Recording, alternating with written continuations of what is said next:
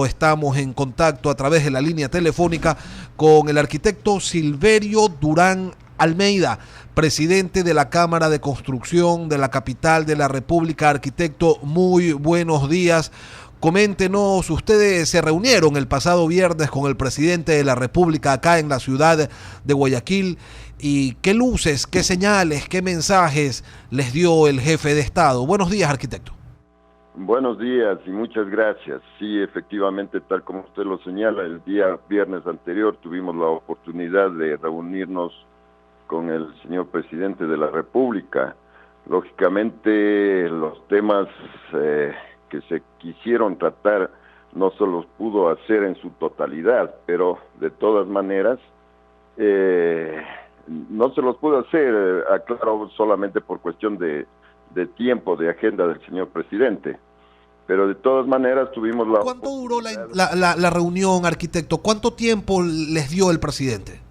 En principio estaba programado una reunión de 1 hora, pero tuvimos apenas alrededor de unos 40-45 minutos de lo programado, pero de todas maneras las conversaciones fueron muy fluidas y directas, haciéndole conocer lo que el sector mismo o directamente se siente afectado por muchas razones, entre ellas, y que fue el tema, digamos, principal, fue el asunto de la ley llamada de plusvalía.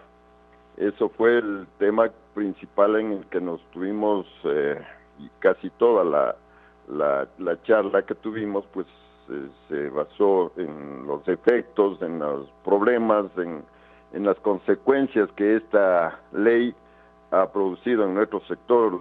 Pudimos decir que esta ley fue promulgada de una manera política que simplemente hizo daño, no tuvo realmente beneficio alguno, y le demostramos con hechos, con números, las afectaciones que tuvo esta ley a partir de su promulgación y antes mismo, desde que se inició el proceso o se indicó el proyecto que antes venía acompañado de la ley de herencias también. Eso produjo un efecto bastante fuerte y también un efecto psicológico en la misma población, aparte de la afectación que ha tenido como en el sector de los inversionistas, que ahora ya no ven en la construcción un elemento que les pueda seguir respondiendo a sus inversiones. Antes el inversionista precompraba, digamos, bienes inmuebles, sean viviendas, sean oficinas, sean locales comerciales, y esa precompra le daba liquidez al constructor.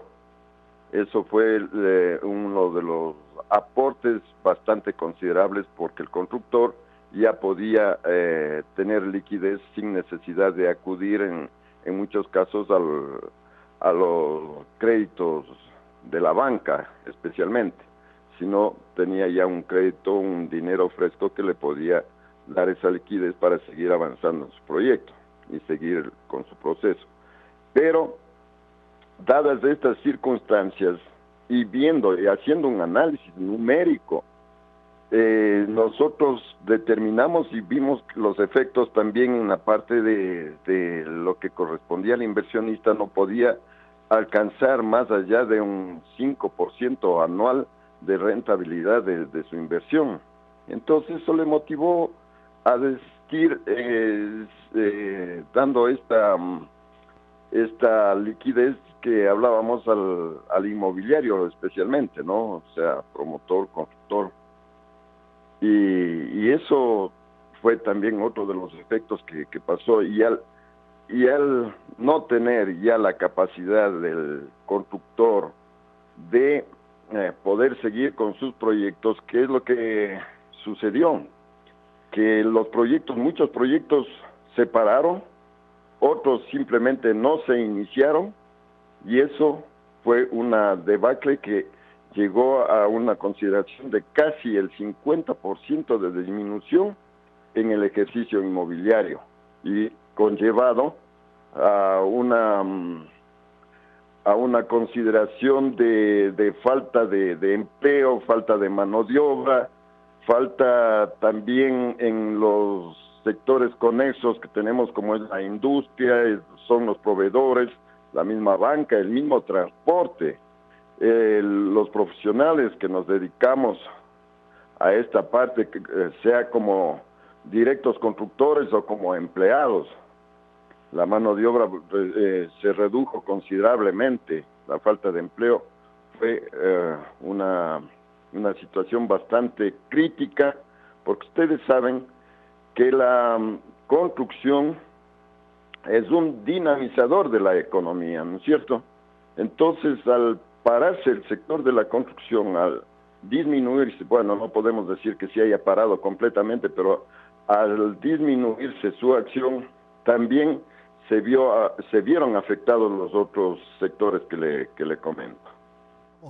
Estamos dialogando con el arquitecto Silverio Durán, presidente de la Cámara de Construcción de la capital de la República, de la ciudad de Quito. Arquitecto, ¿tienen ustedes cuantificado a cuánto asciende el perjuicio que les ha causado a ustedes como sector la aprobación de la ley de plusvalía? Bueno, en cifras numéricas, en cuanto a dinero, no le podría yo precisar, porque eso depende de muchos factores, pero sí las otras incidencias que yo le digo, el paralizarse el sector inmobiliario en cerca del 50%, es una consideración bastante considerable. Entonces, y eso solamente en lo que le digo en la afectación directa, ¿no es cierto? No sabemos exactamente cuál ha sido la incidencia dentro de lo que son los proveedores, los mismos industriales, que vieron la necesidad de ir disminuyendo su producción, y eso conllevó también a la disminución o salida de mucha gente que aportaba como mano de obra o en la parte técnica mismo dentro de sus industrias, dentro de los proveedores en sus diferentes sitios de distribución, etcétera, etcétera. Y lógicamente en el sector, como le digo, arquitectos, ingenieros en sus diferentes especialidades que están inmersos en la construcción, se vieron despedidos de sus trabajos. Empresas inmobiliarias también cerraron muchas de ellas, otras se quedaron con personal básico para no desaparecer, digamos, en el sentido figurado, pero el tema es, la afectación es fuerte, y todavía no vemos visos de recuperación, que es lo preocupante también. Claro, ¿y cómo las van a ver si no ha habido hasta el momento un pronunciamiento en firme por parte del régimen? Lo que lo escuchamos decir al ministro de Obras Públicas luego de la reunión que mantuvieron con ustedes el viernes anterior, fue que sí, las leyes son perfectibles y vamos a analizar, pero en concreto nada, y si no se genera confianza las cosas no cambian. Justamente eso es lo que esperamos, ya acciones. Nosotros hemos propuesto y seguimos proponiendo un apoyo integral para que el sector privado y el sector público caminen de una manera estrecha para aportar en el sentido de apoyo a la recuperación del sector de la construcción. Tal es así que nosotros tenemos programado justamente hoy una reunión con algunas instituciones que están dedicadas sobre todo a este plan, digamos, Casa para Todos, dentro de la misión está Plan Toda una Vida del presidente de la República, con los que pretendemos analizar en principio y que se haga una difusión sobre cómo van a actuar las diferentes entidades en apoyo a este programa, que eso es importante que conozcan nuestros socios, conozca el mismo sector de la construcción, para ver cómo y qué es lo que puede aportar cada uno. Entonces tenemos programado reunirnos con Midubi, con el MIPRO, con el BEDE, con Ban Ecuador, lógicamente la Secretaría Toda una Vida y la empresa pública de vivienda Casa para Todos, Ecuador Estratégico, y también estamos procurando que asistan los señores de AME, de las municipalidades del Ecuador, para juntos ver cómo apoyamos a este programa que hoy por hoy es el único que tiene el gobierno como una salida o un principio de estabilización a nuestro sector.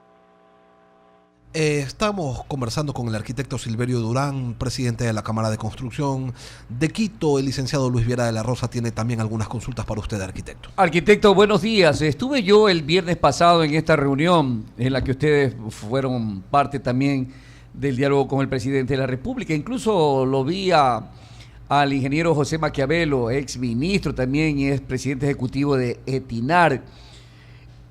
Irina Cabezas, al término de la reunión en la rueda de prensa, dijo que es una forma de incentivar al sector de la construcción, es un incentivo, porque recuerde usted que en la década ganada para algunos, el sector de la construcción se vio afectada. Ustedes pasaron 10 años construyendo castillos de arena y en algún momento castillos de naipes. Este proyecto Casa para Todos, como dice el mismo presidente de la República, para toda una vida, es una forma de incentivar la construcción porque de esa forma también se dinamiza la economía en el país. ¿Piensa usted que es puntual, que el presidente debe ponerle mayor énfasis y que estos derechos de igualdad que deberían haber existido, así como existe en materia jurídica, deberían también existir en el sector de la construcción, arquitecto? Así es. Esto, de este plan, como le decía anteriormente, es parte de, ¿no es cierto? Es una iniciativa que puede ayudar por lo menos a estabilizar un poco el sector, pero no quiere decir que esto sea ya un motivo de reactivación del sector, porque para reactivar al sector hay que tener en cuenta muchas otras tomar en consideración muchos otros aspectos, como es la misma inversión en obra pública, que eso es también lo que dinamiza al sector, la inversión del Estado en grandes obras, digamos, tanto en infraestructura vial, en infraestructura educativa, sanitaria, etcétera. Eso es lo que va dinamizando, como se tuvo hasta mediados del 2014 más o menos. Desde ese momento ya comenzaron los problemas, las inversiones bajaron, las inversiones del sector público bajaron considerablemente, los inversionistas del exterior tampoco ya tuvieron confianza en invertir en el sector de la construcción, dadas algunas políticas mismo que no les ayudaban o no les apoyaban para que ellos puedan invertir, como el mismo impuesto a la salida de capitales y etcétera, etcétera. Después, al último, ya se quiso corregir, pero ya el sector se vio afectado. O sea, no fueron las medidas correctas que se tomaron en principio y después la afectación fue grande. Entonces, bajo estos, estas malas experiencias, es lo que nosotros estamos proponiéndole al nuevo gobierno, pues que se nos permita ser partícipes en la toma de decisiones, entre ellas las decisiones en cuanto a la elaboración de las mismas leyes que competen a nuestro sector, porque nosotros somos los actores principales y sabemos de lo que se adolece, sabemos las afectaciones, y una ley, les hemos dicho por determinadas o algunas veces, que una ley debe ser expedida en beneficio de todos, no en beneficio de unos y en perjuicio de otros, como así sucedió esta ley llamada de plusvalía. Entonces, si nosotros participamos, si el gobierno anterior nos hubiera dado oídos, porque nosotros asistimos con nuestras propuestas y planteamientos a la misma asamblea, pero realmente no se nos hizo caso, entonces, ¿qué resultado se tuvo? Lo que todos vemos, lo que está fallando y lo que ha pasado después de la expedición de esa misma ley, ¿no es cierto? Entonces, retomando las palabras que les dije anteriormente también, es importante la unión del sector público y privado. Hay otro mecanismo que se puede hacer y que se le debe dar impulso, que son las alianzas público-privadas, que esto también permite al sector privado hacer inversiones. Lo que pedimos es que se dé confianza, que la parte jurídica apoye para que el inversionista nacional y el inversionista extranjero traigan sus capitales, porque usted sabe, recién hubo un reporte que alrededor de 30,000 millones de dólares de ecuatorianos estaban en el exterior, que tranquilamente parte de ellos podrían venir a invertirse en el sector de la construcción. Estamos conversando con Silverio Durán, presidente de la Cámara de Construcción de Quito. Arquitecto, en relación a este anteproyecto de ley orgánica de vivienda de interés social, allí constan algunos incentivos para el sector de la construcción, todo esto apuntando pues a respaldar uno de los más ambiciosos ofrecimientos del presidente Lenín Moreno. Pero también hay por allí un artículo que está llamando la atención y es aquel que plantea, que propone que el 10% de los proyectos de urbanización sean destinados a viviendas de interés social. ¿Cómo es esto? ¿Cuál es la lectura que usted tiene en relación a esta propuesta? Bueno, aquí también esa propuesta, lógicamente, nosotros entendemos que es dentro de su plan socialista, pero los efectos pueden ser bastante, digamos, contradictorios con lo que pretenden muchos de los promotores, muchos de los constructores en hacer vivienda de clase media alta. No queremos satanizar para nada lo que se podría tener como consideración para otro tipo digamos, de la sociedad mismo, que tenga un segmento bajo económico, me refiero básicamente, ¿no es cierto? O sea, quiero decir que un proyecto, considerando la ciudad de Guayaquil, de San Borondón, se vaya a tratar de mezclar con un proyecto de vivienda que puede estar en otro sector económicamente más bajo. Eso es un impacto que podría, le digo, afectar al promotor. Eso ya dentro del campo práctico.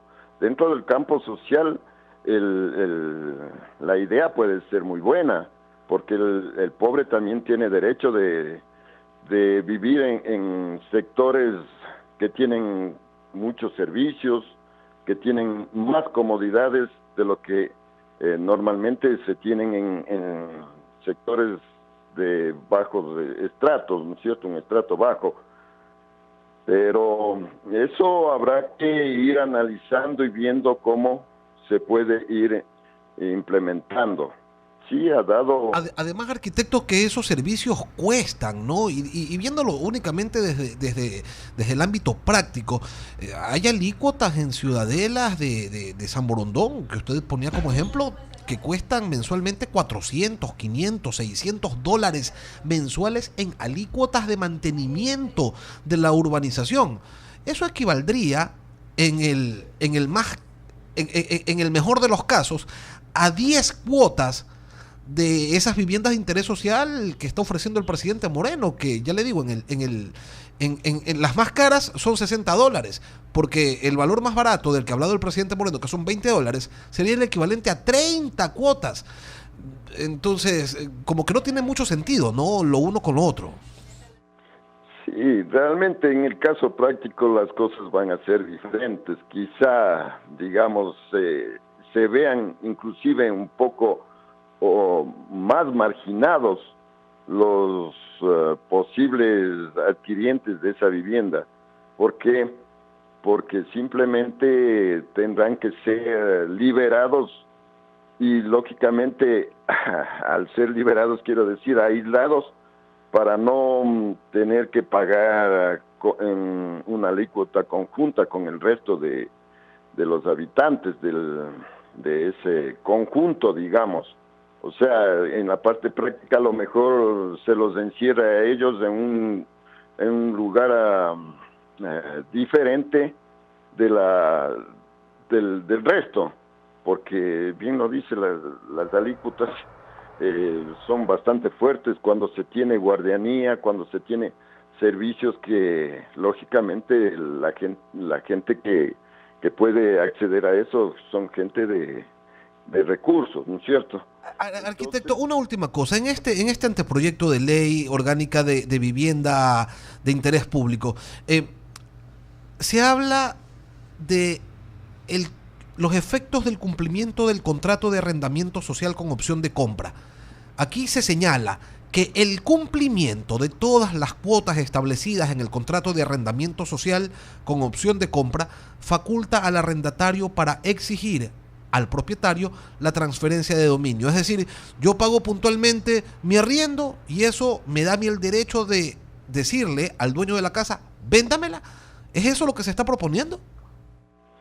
Bueno, ese tipo de negociación todo el mundo lo puede hacer. Eso no creo que sea motivo de estar reglamentado, de estar dentro de una ley, porque usted tiene la opción siempre y cuando se respeten las leyes que nos rigen, ¿cierto? O sea, usted no puede estar obligado, si usted es un propietario de un bien y que lo está arrendando, no está obligado a venderlo, salvo que sea una consideración de fuerza mayor, o sea, una necesidad pública de adquirir un acto voluntario, ese bien. ¿No?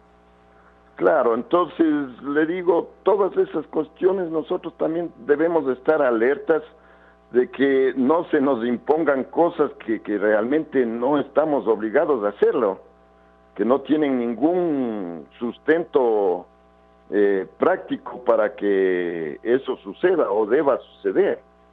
Eso no le veo yo que tenga un asidero como para poder ser apoyado, ¿no es cierto?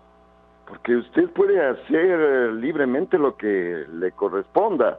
Acuérdese que el tema de la ley de plusvalía, también una de las condiciones que en las que pusieron era regular lo que usted va a tener como opción a ganar. Y eso es una falsedad, una imposición absurda, porque toda la vida en el Ecuador principalmente nos hemos regido a la ley del mercado, a la oferta y la demanda. Es una libre consideración que el ciudadano tiene para hacer en su vida.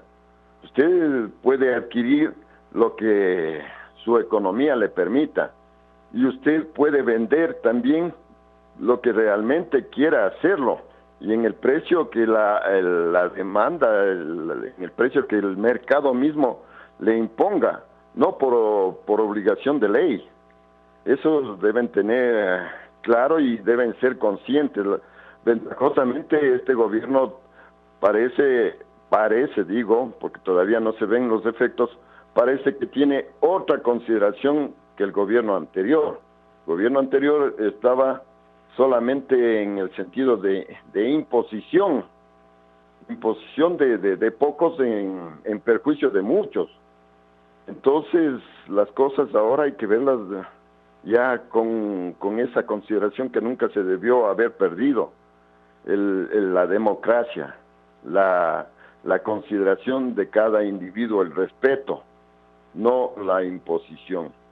Recordamos con esto último, hemos dialogado con el arquitecto Silverio Durán, titular de la Cámara de la Construcción de Quito. Arquitecto, muchísimas gracias. Esperamos en una próxima ocasión volver a tener un diálogo similar con usted. Muy amable. Con muchísimo gusto y siempre a la orden. Buenos días a todos y sobre todo al pueblo de Guayaquil.